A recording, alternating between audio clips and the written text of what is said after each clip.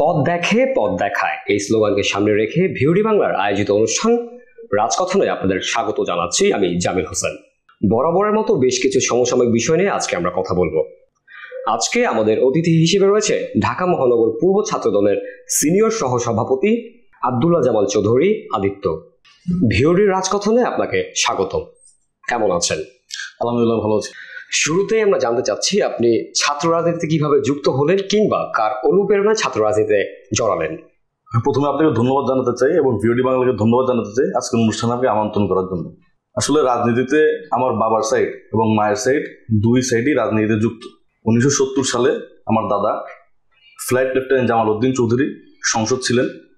পরবর্তী নির্বাচনের পরে 1974 সালে উনি দ্বিতীয়বার সংসদ সদস্য হন এবং উনি যুদ্ধের সময় 8 নং সাবসেক্টরের দায়িত্ব পালন করেন। পরবর্তীতে আমার মামা বিএনপি জাতীয় স্থায়ী কমিটির সদস্য দাদা মির্জা আব্বাস, ওনাকে দেখেছি রাজনীতি করতে। ছোটবেলা থেকে রাজনীতি করেছে। বিভিন্ন সময় উনি হামলা মামলার শিকার হয়েছে, কারাগারে গিয়েছে। পরবর্তীতে আমার নেতা বিএনপির ভারপ্রাপ্ত চেয়ারম্যান এবং বাংলাদেশ জাতীয়তাবাদী ছাত্র দলের সাংগঠনিক অভিভাবক জনাব তারেক রহমানকে যেভাবে দেখেছি যে উনি রাজনীতি দূরের থেকে হলেও উনি যেভাবে পরিচালনা করেছে, দেশনায়ক তারেক রহমানই আমি অনুপ্রেরণা হিসেবে বেছে নিয়েছি।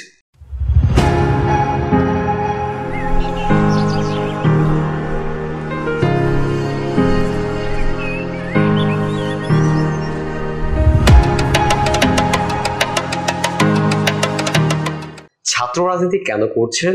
আসলে ছাত্র রাজনীতি করার উদ্দেশ্য কি? আসলে আমার ছোটবেলা থেকে ইচ্ছে ছিল রাজনীতি করবো। তখন আমি স্টুডেন্ট, তো আমার ছাত্র রাজনীতিতে আমি আস্তে আস্তে যুক্ত হই। আমি তখন ও লেভেলে পড়ি। তো বিভিন্ন মিছিল মিটিং যখন হতো, বিএনপির সমাবেশ, তখন আমি সরাসরি রাজনীতিতে যুক্ত থাকতাম না, কিন্তু আমি মোটামুটি নিজের কাছে ভালো লাগবে, তো আমি ছাত্র রাজনীতি শুরু করলাম। উদ্দেশ্য হচ্ছে মানুষের কাছে যাওয়া। তো আমি মনে করি ছাত্র রাজনীতি করলে মানুষের কাছে যাওয়া যাবে, এই কারণে ছাত্র রাজনীতি যুক্ত হয়েছি। আগামী দিনে ছাত্র রাজনীতি কেমন দেখতে চান? আগামী ছাত্র রাজনীতি আমি চাই শিক্ষিত এবং মার্জিত ছাত্রদের দিয়ে ছাত্র রাজনীতি গঠন করা হোক।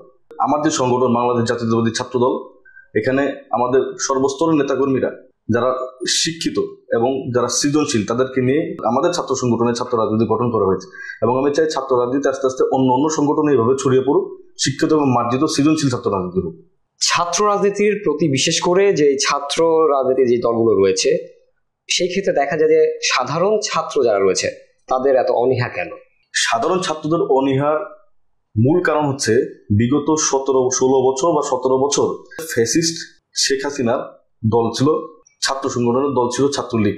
সাধারণ ছাত্ররা দেখে আসছে তারা বিভিন্ন সময় কলেজ ক্যাম্পাসে সাধারণ ছাত্রদেরকে টর্চার করেছে এবং আপনি দেখতে পাবেন জাহাঙ্গীরনগর বিশ্ববিদ্যালয়ের তৎকালীন ছাত্রলীগ নেতা মানিক ধর্ষণ করেছে এবং বিভিন্ন সময় ছাত্রলীগের যে গুম খুন হত্যা, তারা যে রাজনীতি শুরু করতো, এই রাজনীতি দেখে আসলে বর্তমান সাধারণ ছাত্ররা রাজনীতি অনীহা প্রকাশ করেছে। কিন্তু ছাত্রদল যখন ছাত্র রাজনীতি করে, এটা দেখে কিন্তু সাধারণ ছাত্ররা স্বাভাবিকভাবে অনুপ্রেরণা পায় এবং গত 5 আগস্টের আগে যেরকম ছাত্রদল ঢুকতে পারতো না ক্যাম্পাসে, সঠিকভাবে বসতে পারতো না, আপনার 5 আগস্টের পরে যখন ছাত্রদল ক্যাম্পাস কেন্দ্রিক মুভ করলো, তখন আমি দেখি, আমি একটা ছাত্রদলের মহানগরের প্রতিনিধি হিসাবে সাধারণ ছাত্ররা যেভাবে আমার মতন একজন ক্ষুদ্র মহানগরের কর্মীকেই তারা যেভাবে গুরুত্ব দেয়, কাছে আসতে চায়, কথা শুনতে চায়, এতে বোঝা যায় যে বাংলাদেশ জাতীয়তাবাদী ছাত্র দলের প্রতি সাধারণ ছাত্রদের একটা সফট কর্নার আছে। সাধারণ ছাত্ররা ছাত্র দলের রাজনীতির সাথে যুক্ত হতে চায়। ছাত্র দলের আগামী নেতৃত্ব কেমন আশা করেন? আসলে ছাত্র দলের বর্তমান যে নেতৃত্ব আছে, আমাদের কেন্দ্রীয় সংসদ শিক্ষিত মার্জিত, আমি মনে করি আগামীর কেন্দ্রীয় সংসদ ছাত্রদল গঠন করা হয় এরকম শিক্ষিত মার্জিত দিয়ে গঠন করা হবে। একইভাবে জেলা এবং মহানগরে শিক্ষিত সৃজনশীল মার্জিত নেতাকর্মী দিয়ে আপনার কমিটি, মহানগর এবং জেলা কমিটি গঠন করা হবে। এই যে ছাত্রদের অধিকার আদায় যে একটা গণ অভ্যুত্থান গেল, সেই অভ্যুত্থানে বৈষম্য বিরোধী এবং কোটা বিরোধী যে আন্দোলন হয়েছিল, সেই আন্দোলনে আপনার ভূমিকাটা কি ছিল? আমাদের যখন বৈষম্য বিরোধী ছাত্র আন্দোলন শুরু হলো, তখন আমাদের পার্টি থেকে যখন সরাসরি আমাদের নির্দেশনা দেওয়ার আগ মুহূর্তে আমি এবং আমার সাথে যে সহযোদ্ধা, আমি তাদেরকে নিয়ে এই সাধারণ ছাত্রদের সাথে বিভিন্ন সময় মিছিলে অংশগ্রহণ করার এক পর্যায়ে গিয়ে আমাদের পার্টি সরাসরি নির্দেশনা দিল তাদের পাশে থাকার জন্য। তো আমি তাদের পাশে থাকার জন্য আমার সাথে যারা সরাসরি রাজনীতি করে তাদেরকে নিয়ে সরাসরি আমি মাঠে নামি। তো 19শে জুলাই এক পর্যায়ে গিয়ে আমার পুলিশের লাঠিচার্জে ফকিরা পুলে আমার হাত ভেঙে যায়, বাম হাত ভেঙে যায়। আমার হাত পরবর্তীতে প্লাস্টার করা হয়। তা আমি চিকিৎসা নেই আমাদের ঢাকা মহানগর উত্তর ড্যাব নেতা খালিকুজ্জামান দীপু, উনি আয়েশা মেমোরিয়াল হাসপাতালে বসেন। ওনার সাথে আমি যোগাযোগ করে ওনার কাছে যাই। উনি প্লাস্টার করে আমাকে বলে যে মিনিমাম 1.5 মাস রেস্ট নিতে হবে।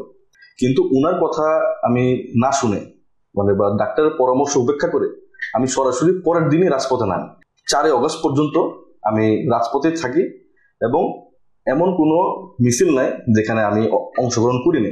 তখন আমি শাহবাগে 2 তারিখ বা 3 তারিখ এক পর্যায়ে শাহবাগে যাওয়ার পরে পথে বৃষ্টি পড়ে। তো তখন বৃষ্টি পড়ে আমি প্লাস্টার কিভাবে সেভ করব, আমি একটা পলিথিন পাই, যে কোনো একটা জায়গা থেকে পলিথিন কুড়িয়ে নিয়ে হাত পেঁচিয়ে, খেয়াল করবেন আমার ভিডিও আছে, লাল রঙের একটা পলিথিন পেঁচিয়ে আমি শাহবাগে গিয়ে আন্দোলন করি। এবং 4 আগস্টে সর্বপ্রথম যারা শাহবাগ দখল করে তাদের মধ্যে আমি ছিলাম একজন। এবং আমি একা না, আমার একটা টিম আছে যাদেরকে আমি ছাত্রদল করি, তাদেরকে নিয়ে আমি শাহবাগ দখল করার মধ্যে থাকি। বেশ কিছুদিন আগে আমরা দেখেছি যে ঢাকা বিশ্ববিদ্যালয়ের একজন শিক্ষার্থী সাম্য, তিনি কিন্তু হত্যার শিকার হয়েছেন ক্যাম্পাসের পাশে। আসলে তার হত্যার যে সুষ্ঠু বিচার এখনো হয়নি, এই বিষয়টা আপনি কিভাবে দেখছেন? এই বিষয়টা আমি মনে করি আসলে সাম্যকে হত্যা করা হয়েছে টার্গেট কিলিং এর কারণে। কারণ বাংলাদেশে যে কোনো আন্দোলনে সর্বপ্রথম ভূমিকা এবং সর্বোচ্চ ভূমিকা থাকে বাংলাদেশ জাতীয়তাবাদী ছাত্র দলের। এই বৈষম্য বিরোধী ছাত্র আন্দোলনে বাংলাদেশে অনেক রাজনৈতিক দল আছে, বিভিন্ন রাজনৈতিক দলে বিভিন্ন ছাত্র সংগঠন আছে, কিন্তু এই বৈষম্য বিরোধী ছাত্র আন্দোলনে ছাত্র দলের যে কটা নেতাকর্মী খুন হয়েছে, এই কটা নেতাকর্মী অন্য সকল ছাত্র সংগঠন মিলেও খুন হয়নি। তো ছাত্র দলের আমাদের সাম্য হোক, পারভেজ হোক, যারাই আমাদের ছাত্র দলের নেতা ছিলেন, 5 আগস্টের পরে তাদেরকে আমি মনে করি টার্গেট কিলিং করে তাদেরকে হত্যা করা হচ্ছে। এটার ন্যায় বিচার আমরা পাচ্ছি না। এই ন্যায় বিচারের জন্য আমরা বাংলাদেশ জাতীয়তাবাদী ছাত্র দলের বিভিন্ন মহানগর, কলেজ, থানার নেতৃবৃন্দদেরকে নিয়ে আমরা এটার বিচারের জন্য কর্মসূচি করেছি। গত পরশুদিন 7 ঘন্টা রাস্তা অবরোধ করে বিচার যদি সঠিক বিচার না হয়, আমরা বাংলাদেশ জাতীয়তাবাদী ছাত্র দলের কেন্দ্রীয় সংসদের নির্দেশনা অনুযায়ী আমরা আমাদের আন্দোলন চালিয়ে যাব। আপনার দেখা বিগত 16 বছরের ছাত্র রাজনীতি কেমন ছিল? এছাড়াও বিগত 16 বছর কিভাবে কাটিয়েছেন? আসলে আমি রাজনীতি করি 16 বছর ধরে, 11 বছর ধরে। তো আমি 11 বছর ধরে রাজনীতি করছি। এর মধ্যে ছাত্র রাজনীতি ছাত্রলীগের জন্য কলঙ্কিত ছিল। বিভিন্ন ক্যাম্পাসে, বিভিন্ন এলাকায় ছাত্র রাজনীতিকে নষ্ট করেছে এই সন্ত্রাসী সংগঠন ছাত্রলীগ। তারা চাঁদা নিত, তারা মানুষকে মারধর করত, তারা ধর্ষণ করত, সাধারণ মানুষকে টর্চার করত। তো এই কারণে সাধারণ মানুষ ছাত্র রাজনীতিকে অপছন্দ করা শুরু করে দিয়েছে।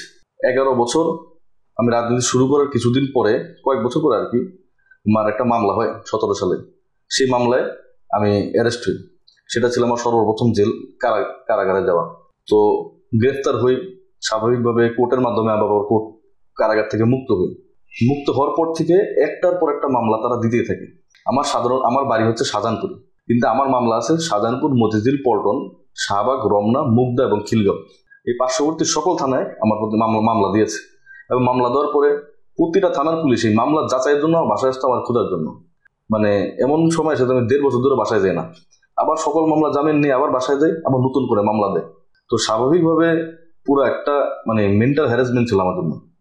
আমি রাজনীতিতে এসেছি একটা চেষ্টা করার জন্য যে ছাত্র রাজনীতির পরিবর্তন আনা যায়। কারণ আমি আগে বলেছি নাকি জানি না, আমি ও লেভেল ব্যাকগ্রাউন্ড। তো ও লেভেল ব্যাকগ্রাউন্ডে ছাত্র দলের রাজনীতিতে, মহানগর রাজনীতিতে আমি মনে করি এখন পর্যন্ত কেউ আসেনি। আমি একটা চেঞ্জ আনার জন্য রাজনীতি করা শুরু করেছি।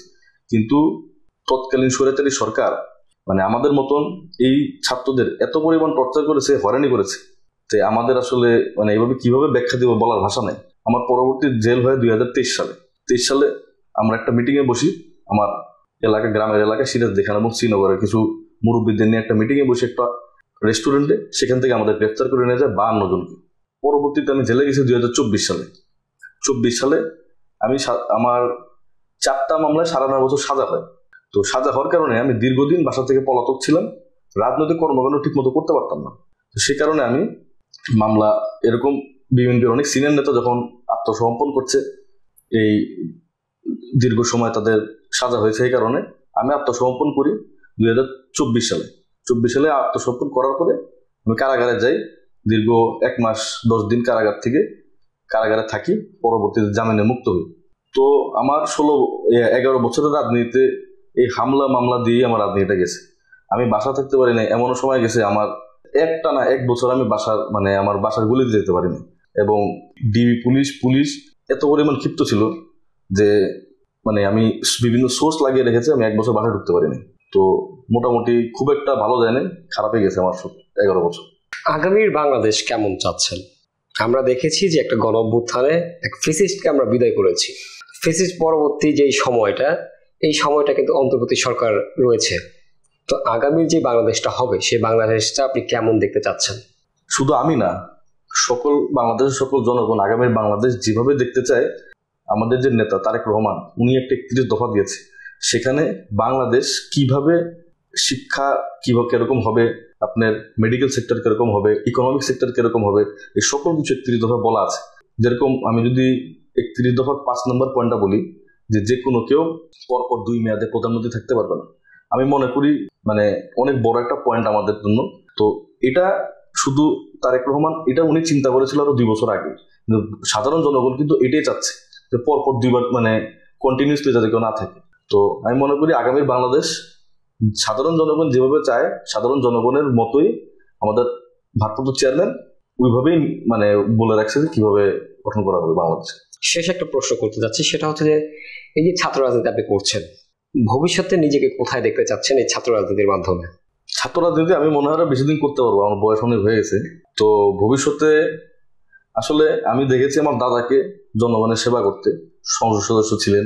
আমি আমার মামাকে দেখেছি মানুষের সেবা করতে, উনি সংসদ সদস্য ছিলেন তখন মানুষের সেবা করেছেন, মেয়র ছিলেন তখন মানুষের সেবা করেছেন, মন্ত্রণালয়ের দায়িত্ব ছিলেন তখনও উনি মানুষের সেবা করেছেন। তো আমি আসলে কখনো জনপ্রতিনিধি হওয়ার আমি স্বপ্ন দেখি নাই, কিন্তু মানুষের সেবা করার ইচ্ছা আছে। সেটা আপনি যদি বলেন জনপ্রতিনিধি হওয়া ছাড়াও মানুষের জন্য করা যায়।